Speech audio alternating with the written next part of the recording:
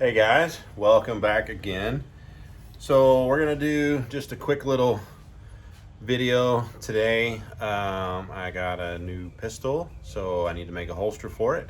So I figured I would take the opportunity to show you guys some blocking methods when using an actual firearm, because there are differences. Remember we talked about the mold the other day with some of the work's already done. Well, on an actual firearm, you've got to do all the work. You've got to create everything pretty much from scratch. So that's what I'm going to kind of do today. I'm going to try to keep it quick. We're not going to make a whole holster. I'm not even probably going to make all the blocking. I just want to show a few of the pieces rather, and kind of show you guys how I go about that. And in case in the future, if for my potential customers, if we do go that route, I do have people who bring me firearms for me to make a holster, because sometimes it's actually more affordable that way. Some people are local, and it works out better that way. So anyway, I'm gonna show you what we got going on, and let's get the party started, huh? All right, so this is my new little SIG P320X carry compact. I'm gonna show you guys that the firearm is unloaded. It's a clear, safe gun. It's safe, pointed in a safe direction, click, no bang. All right. So, first things first, remember when I told you guys on the mold, I briefly touched on some of the trigger guard safety and all that stuff.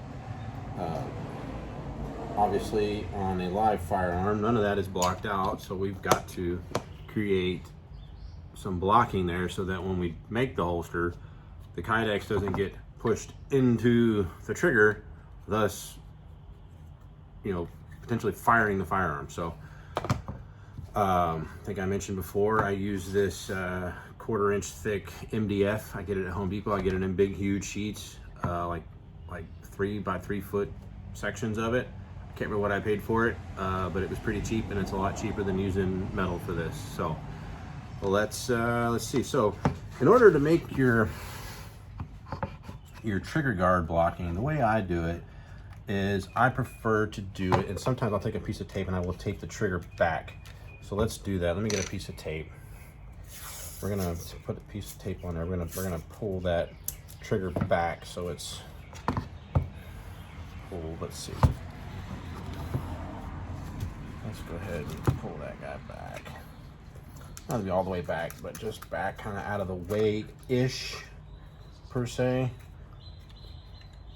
All right. Because when we go to put in our piece of blocking inside of there, we'll untape it and the trigger will come forward, thus helping. It puts a little bit of tension on it. At least that's what I've kind of learned. So, and what I'll do is I'll just take my pencil and I will trace around the inside of the trigger guard and make a piece of blocking here. Okay. I don't know if you can see what I've traced out there. It's kind of hard. There it is. You can kind of see it. We'll go over to the saw. We're going to cut it out and we're going to fit it in there. So this is kind of sometimes a draw, test fit, sand a little bit. Sometimes I don't always get it right on the first try, but we'll see. I am getting better at it. Of course, the more I do, the better I get. So let's see if we can get on the first try.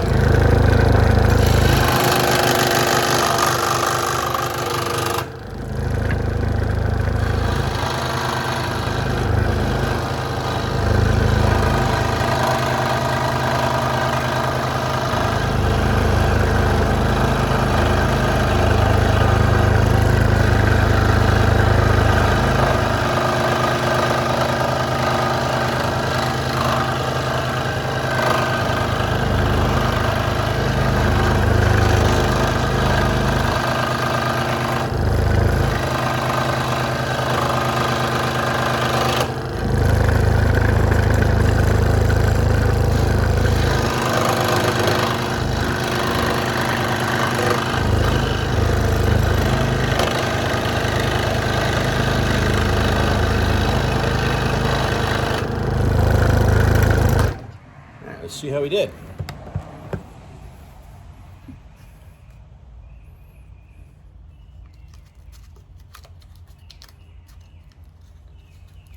Told you you guys, the more I do, the better I get, and it looks like it's a pretty good fit right off the bat. Let's go ahead and untape the trigger. I don't need it taped anymore.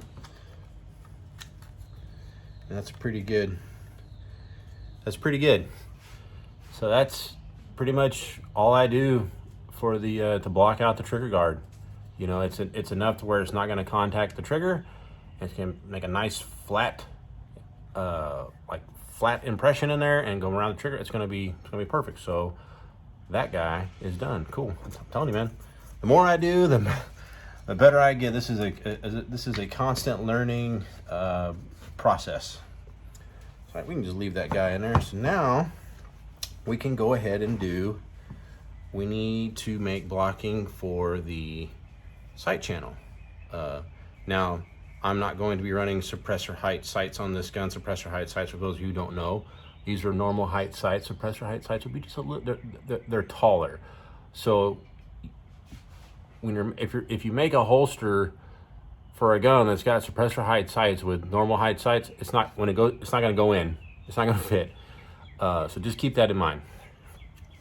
So what I use for this is these, I think I had alluded to it the other day, my handy dandy little wooden dowel rods. I get them at Hobby Lobby. You can probably get them at Walmart too. I buy them in a big pack. Things are super easy to use, and they make a really nice sight channel. So what I'm going to do, I'm going to hold it up here. Yeah. What happened to the view, man? You're not supposed to watch me. You're supposed to be watching what's happening. Okay. Kind of centered up right there in the center of the rear sight, and I'll hold it up here and I'll kind of see how far I need it to be. This is going to ride just inside the front sight, so I'm going to mark it off.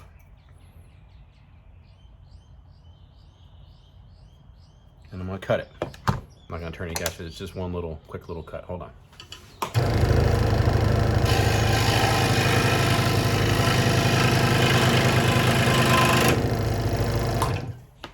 All right, let's see if it fits. Good and sufficient. Yeah, it's gonna fit in there. Then of course what I would do if I was getting ready to actually block this gun to make the holster, I would go ahead and tape this down. Well, actually no, I can't do that because we still have to do something I hadn't explained before. The ejection port, right here. So when you're making a holster, you don't want to, like, you want this blocked out, and this needs to be just nice and flat across. You don't want to press the Kydex into here. You don't want your retention here. Man, it's going to wear out the extract. Man, it's just going to leave all kind of, you just block it out. So this is a process, and this is also where this 1/4 inch MDF comes in handy. What I'll do is I'll take another little scrap piece here.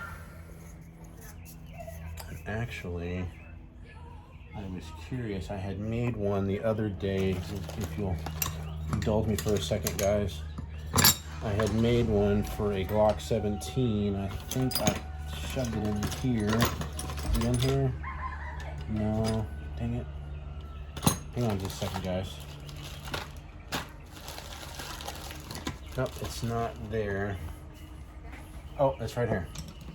So I want to see how close it is to this SIG. Man, it's actually, oh no, it's a little short. Close only counts in hand grenades and horseshoes. So we'll go ahead, save that for the Glock 17, because I will make another Glock 17 holster. So what I'm gonna do here, take my MDF. First off, I'm gonna come down to the bottom of the ejection port, and I'm gonna mark the two farthest links. I'll put a mark here, and then I will put a mark over here. Now this thing curves around, so I'll take care of that after I cut it. What I'll start doing, I'll take my Dremel and I'll kind of round it off, and keep going and sanding and smoothing until I get it just right. Sorry, I know this is going to be kind of probably boring for you guys, but some people may value this information. So, and also what I'll do to kind of help me, where I notice where, you know, down the ejection port here where it's straight and then it starts to curve, I'll put me a little reference mark right there, so I'll know when I get ready to start rounding that off, kind of where that turn needs to start. And then next, actually, what I'm going to go ahead and do, I'm going to go ahead and I'm going to make these two cuts. I'm going to cut straight up here, And I'm gonna cut straight up over here and go ahead and get some of this excess material out of my way. So hold on.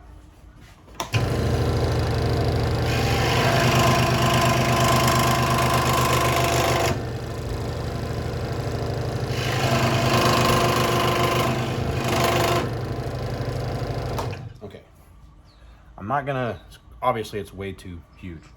So what I'm gonna do now is I'm going to go ahead and I'm actually going to use the belt sander. It'll be a little bit quicker for time's sake. And I'll go ahead and start rounding this off so I can get the length here. So give me just a second, guys. Hold on.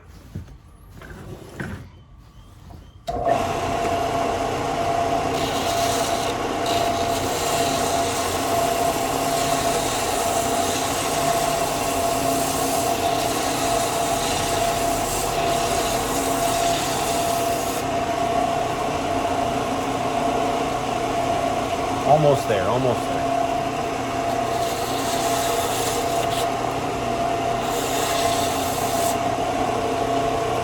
That's actually pretty good.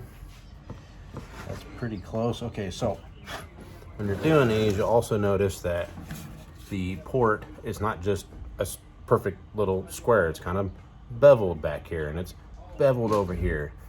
So this can be kind of time consuming when you're first doing them. After you do a few, a lot of them are pretty similar, as you just saw with the Glock 17. Some of the beveled edges are kind of the same, but the length is different. But this is where the Dremel really comes in handy, and you just, when you're sanding your pieces of blocking to get it to fit correctly, just a little at a time, a little at a time, a little at a time. You take too much, you have to start all the way over.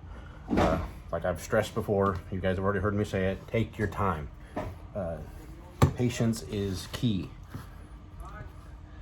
All right, so this is where what I'm going to do, I'm gonna bevel the underside to get it to fit down in there. I'm not gonna come all the way to the top. I'm gonna put a nice little bevel down there so it'll push down into the ejection port. So let me grab my Dremel and get my 80 grit sanding drum. Really liking this cordless Dremel, by the way. Oh, it's very handy. So set that guy kind of to the side. So I'm gonna take my time and take a little at a time here. I'm gonna kind of hold this at an angle and go across with it.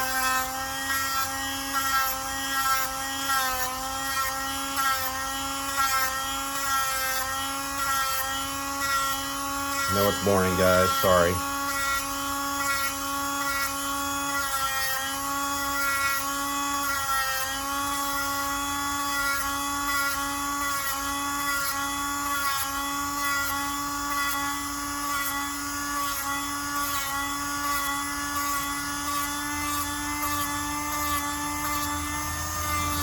All right, took quite a bit, but let's see how she fits.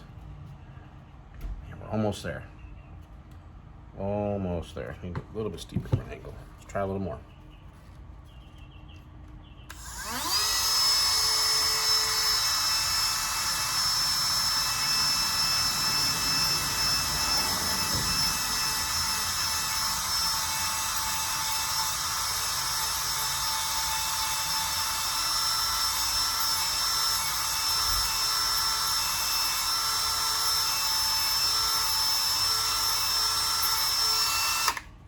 Pretty close, and that's pretty good. So I'm going to kind of show you. See how it fits down in there? It fits kind of down inside that belt. It's not completely perfect, but it fits in there pretty good. So now you'll notice that it's a little bit thicker than the side. That's fine. We can sand that down. So here's what I'm going to go to the belt sander because it will be a little bit quicker. And because I've also got not just to sand down the thickness, but also a bevel here because the slide is a bevel, and I want it to match. Okay, and you want to try to match it, try to recreate it or duplicate it as much as possible. Okay, so let me get one more good look at that before I get sand happy here. Okay, so I'm actually gonna make a mark so I can kind of tell where it starts and ends and the actual angle of that bevel. mark the top of the where the top of the slide is actually at now. Put a mark. I'm going to draw, make me a straight line across there.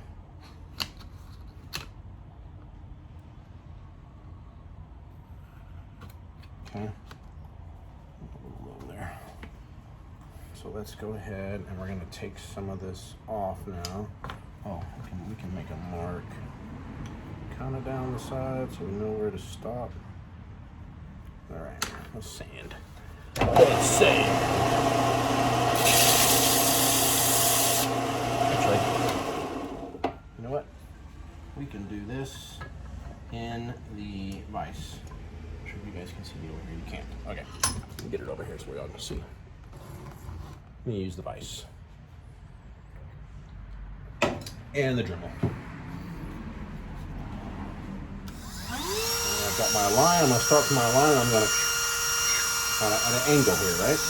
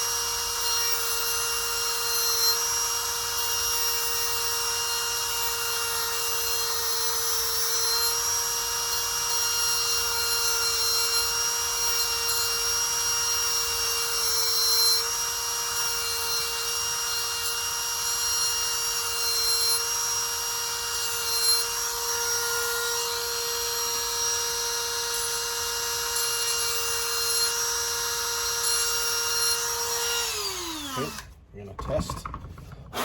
This stuff makes a lot of dust. We're gonna test our fit. Man, guys, I got pretty close there. It's actually really perfect. It's actually pretty darn good.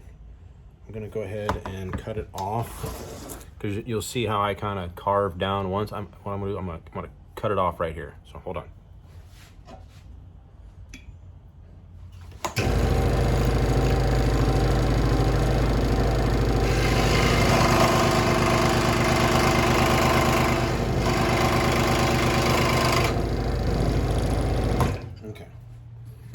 Put it back in here. We're gonna see it again, so that way. Okay, yeah, I did that right. Knock some down right there. Hold this in my hand.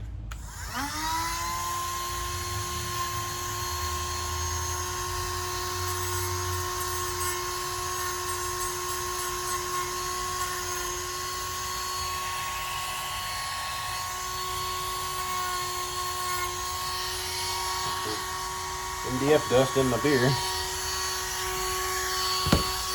You're gonna get it on the gun, that's fine. Just be sure you clean it before you mold it.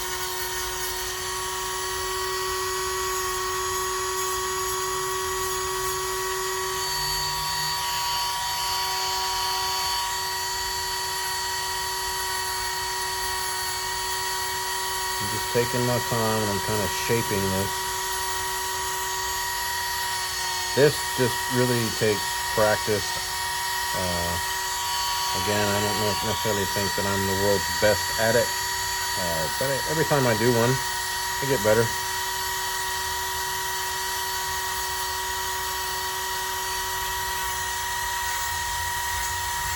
You know, a lot of you are probably thinking about getting into this. You're probably going to start with an actual pistol, probably, whatever pistol you're carrying now. That's what you're going to start with because that's what you have available to you. So that's what you're going to start with. So you're going to have to learn how to do this. Learning how to create all this blocking from scratch makes working with the mold so much faster and so much easier. You will really appreciate having a mold after doing this a few times. Hang on, let me put a mark here. I didn't quite go far enough.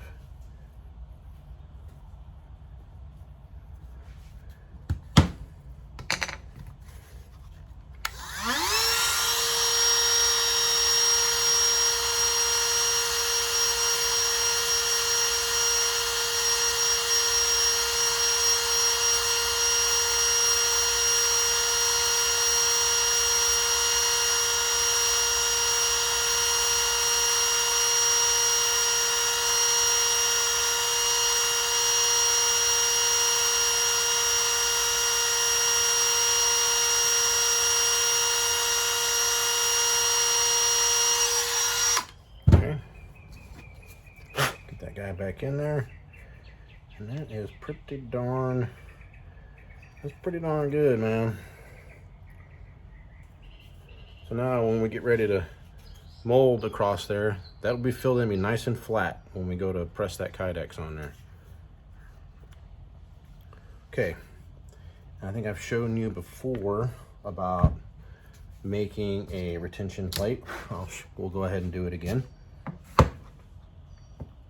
Oh, and also too, so I'm not gonna put an attachment on this gun for the holster, so I'm gonna need, I also make spacers to go into here. Problem is the material I use isn't necessarily reusable every time, so it gets to be time consuming. I need to find an alternative. I need to find something to fill that in. So I won't make them this time for y'all, but we're gonna do one more retention plate for this guy. I'm gonna mark the top where the sight is, so I kind of have a reference for the top of the gun. And then we're gonna trace it, like I showed you before. I'm gonna trace it out.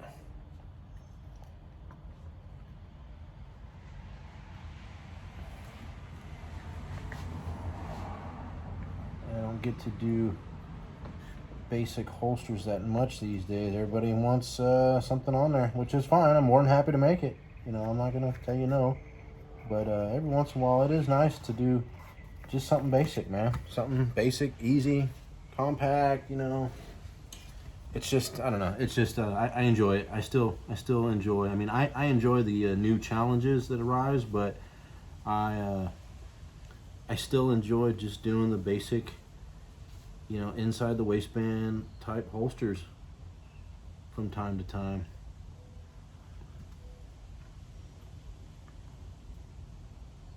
I'm gonna darken these up just a tad so I can see it a little bit better. The light in here is a little bit weird at this time of day. It's because my house faces west, so I got the sun beaming right in the garage. All right, back to our trusty saw.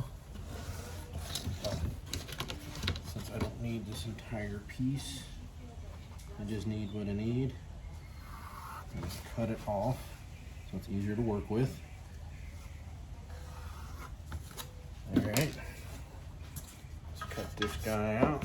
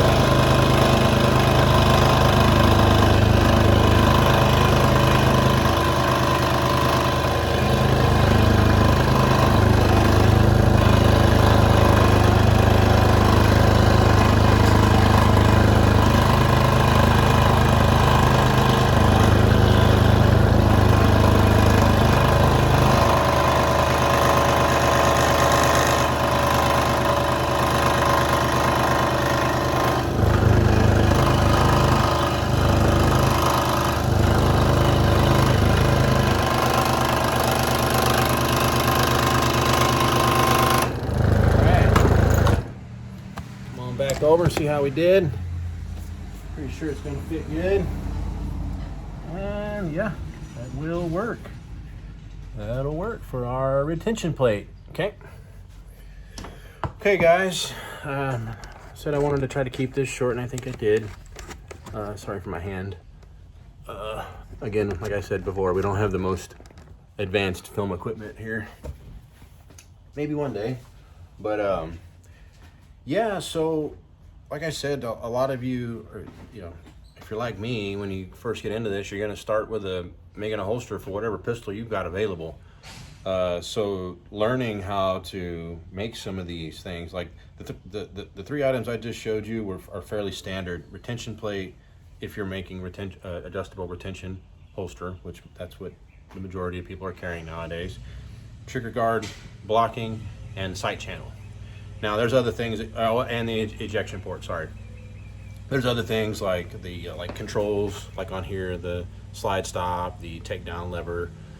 This one's got ambidextrous slide stops, so I'll have to, and it's got this cutout for the shield nose. So I'll have to make, I'm not gonna do that right now, but I'll have to make some blocking for that.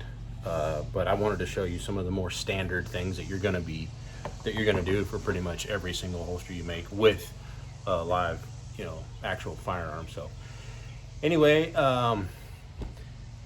guys, thank you for all the views thus far. It's not a ton, but I really am grateful. I get excited. I mean, I think we're up to 3 subscribers. Hey, I've never had a YouTube channel before, so it's pretty cool to see people subscribe to see me. But anyway, I appreciate it, guys. I really do. Keep them coming. I promise to try to keep bringing hopefully some decent content that you guys want to see. I am gonna moving forward, every order that I receive, those orders will be, I think I'm gonna video the actual order. I'm thinking that the customers probably like that, get to see their holster built, and you guys get to see it, maybe learn some things. So that moving forward, you order a holster from me, it's gonna be on YouTube. I'm gonna video it. So keep that in mind. Anyway, again, thanks guys for all the views, the subscribers. Thanks for all the love. Thanks for the orders. And until next time.